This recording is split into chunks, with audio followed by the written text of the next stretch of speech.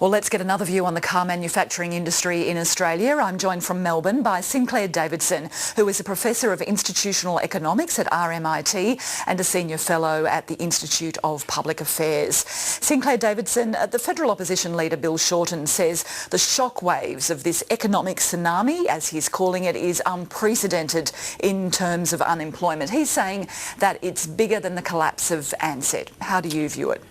I think that the leader of the opposition, like all opposition leaders, is a bit long on the rhetoric. This is, of course, a huge blow for the people, the employees of Toyota and for the suburb of Altona down in Melbourne.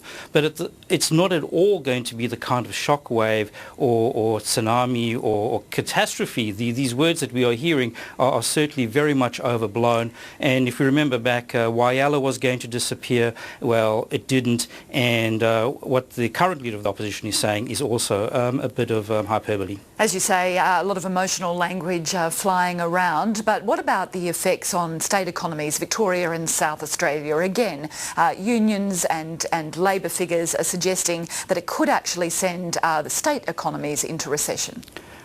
I think we have to bear in mind that we've got a 2 and 3 year lead time for all of this, and in 2 and 3 years we can actually do quite a lot. This isn't a sudden announcement of something that's going to be happening overnight, but we shouldn't detract from the fact a lot of people are going to be losing their jobs, but we should look to the upside. The Australian economy has been restructuring now for nearly a generation. The economy has continued to create new jobs. Many of the people from the Altona plant will get other jobs. Of course, some won't. We shouldn't walk away from that, but if we cast our minds back to the ANZ collapse, a lot of those people got jobs. Consumers are a lot better off now, so there's a big short-term cost, but the economy will improve over time. So, Professor Davidson, where do you think the secure jobs of the future are? If people are going to make this transition, what industries are they going to be transitioning into? Well, it's really hard to say. When Paul Keating was asked the question, what do you say to people who lost their jobs? He says, well, how do you like your new job? He didn't know what jobs they were going to go to, and nobody can really say what jobs people are currently going to go to after the car industry goes.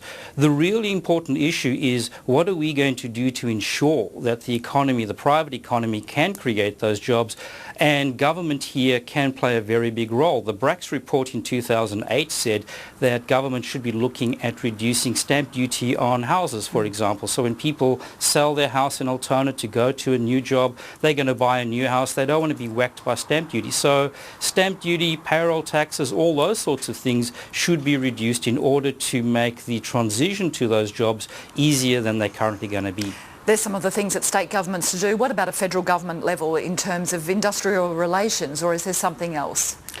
Look, I think we can always improve our industrial relations situation. There's been a lot of talk about the EBA at the Toyota plant. To be fair, that was probably the last straw. There are a whole bunch of issues. The bottom line is that the kind of scale economies that we're talking about for a viable motor car industry are just not present in Australia. And we've got to realise that we can't be making mass-produced motor cars.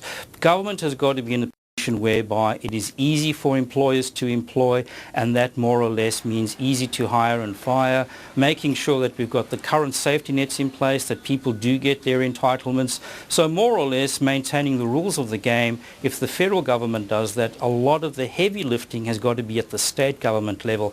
Napthine should not be in Canberra asking for a handout. Napthine should be looking to see how he can actually reduce the state's charges and levies, which make it hard for the labour market to operate. Okay, Professor Sinclair Davidson, thank you very much for joining us this afternoon. Thank you.